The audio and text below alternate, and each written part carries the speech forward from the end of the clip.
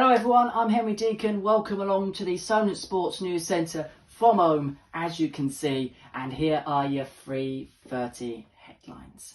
Southampton are looking to end their worst run in league history when they host Chelsea at St Mary's in the early kick-off tomorrow.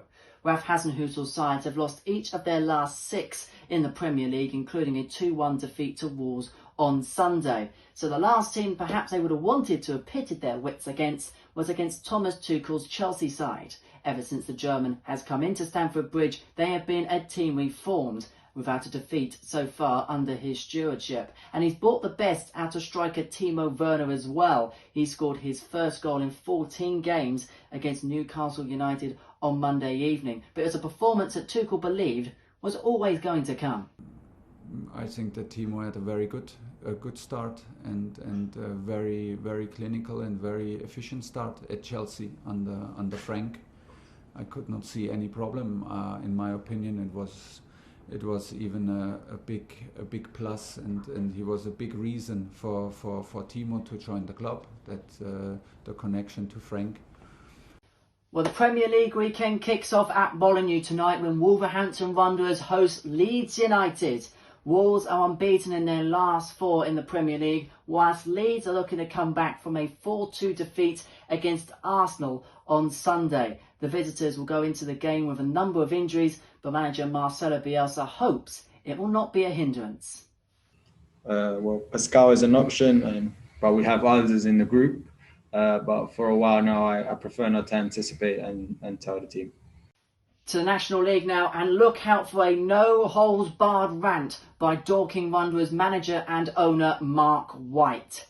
That is following the decision of the National League North and South seasons being terminated immediately and rendered null and void. A vote between all 3 divisions took place. The National League have voted to continue, whilst the North and South voted to stop play. Mark White, the owner and manager of Dorking Wanderers, whose side was top of the National League South's points per game table, was livid with the decision, and in an interview on the club's Twitter page, held nothing back. I mean, from a personal point of view, it's the single most disgraceful football situation I've been involved in 21 years. And I don't know whether we've just joined the National League at a bad time. But this club, you know, we was once part of the Crillian District League, where two matches got called off once for Shetland ponies invading the pitch. Okay, that was the level of football that was at, and in 1999, that's where we were. I can honestly say the governance of those divisions and coming up through the leagues, the West Sussex League, Sussex County League, the Bostik League, you know, the governance of the National League is an absolute disgrace. To rugby now, where clubs have been reacting to the RFU's decision to scrap relegation from the Premiership and Championship this season. The decision is part of a major shake-up, with the Premiership moving to 13 teams from next season. However, controversy has come to fruition about the RFU's decision to make this a part of the game for the next 3 to 4 years. Sam Raymond has the story.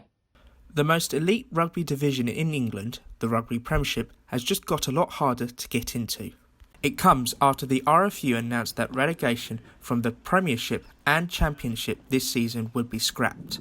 The decision is part of a major shake-up in the Premiership, with the league expanding from 12 teams to 13. However, controversy has come about when the RFU said that this new rule could be imposed for a further 3 or 4 years. Mark Lavery, who is the director of rugby at Championship side Amt Hill, said that although he agrees with the rule for this season, he's worried about the future. Potentially they're going to ring fence the Premiership for 3 or 4 years subsequently. Now, Sam, let's be clear.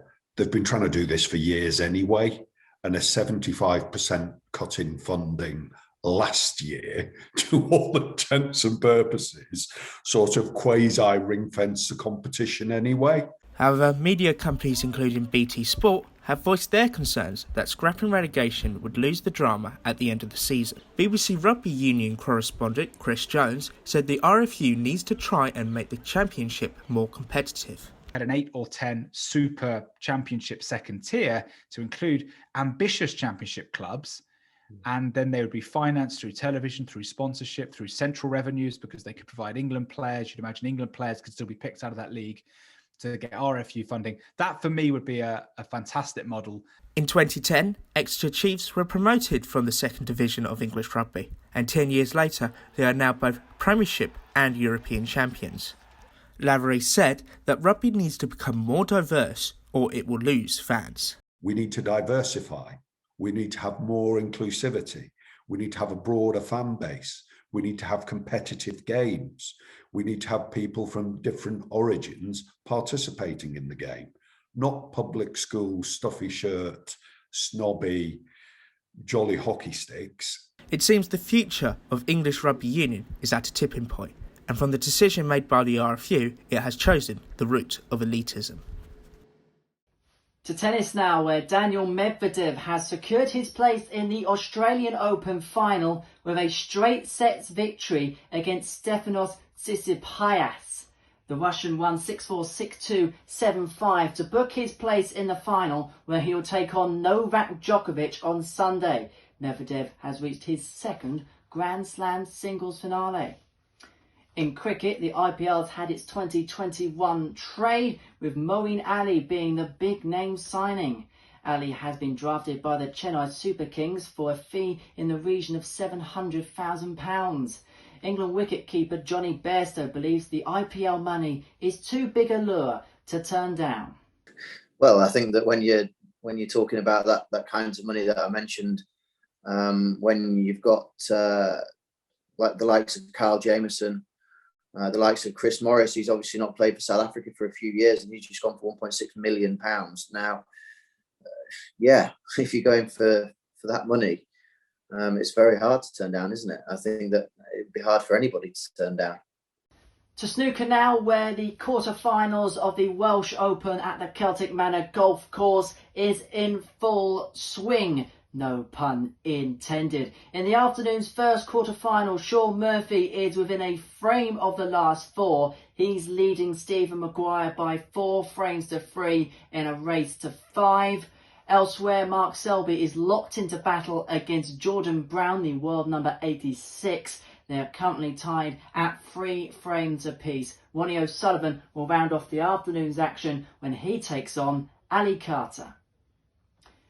And finally, you may remember back in the summer, Boris Johnson called a cricket ball a vector of disease. Well, however, a team led by Dr. Emily Adams at Liverpool School of Tropical Medicines have found that COVID-19 transmission through sports equipment is actually quite low. This may mean a sooner than expected return of grassroots sports. Jack Sell has more.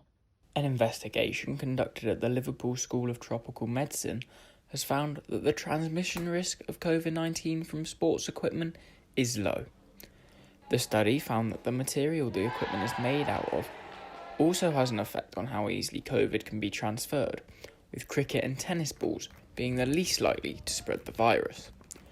Dr. Thomas Edwards was part of the team that carried out the work. All the materials tested we think are a low transmission risk because only 1% of the virus is coming back off. So that means that a huge amount of virus has to be put onto that material to then be taken back off and infect somebody.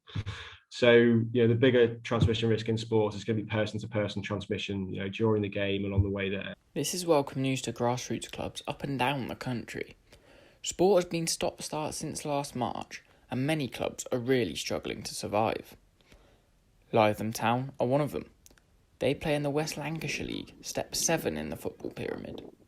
Chris Best is the first team manager at the club. We've no T-bar. We've had to shell out £5,000 to get a fence built. And then we'll have to try and rely on local businesses sponsoring us. So if we don't get the sponsorship in, that it's going to take us a while to put the £5,000 back in the pot. So it could be a tough 12, 18 months for us. It is hoped the findings of the investigation mean that sport can return sooner than people previously thought. Sam Barnes is a PE teacher who has struggled to find work as a result of the pandemic. Difficult during the pandemic because obviously schools have been very hesitant letting coaches from outside of their school in to work with the children due to health and safety and whatnot. Barnes, like many others, will now wait to see when sporting activity can resume. Jack Sale, Solent Sports News. Well, let's hope that is a resort to bring grassroots sport back sooner rather than later. Well, unfortunately, that is all we have time for. Thank you very much for your company. Stay safe, enjoy your weekend of footballing action, and we'll see you again soon. Bye-bye for now.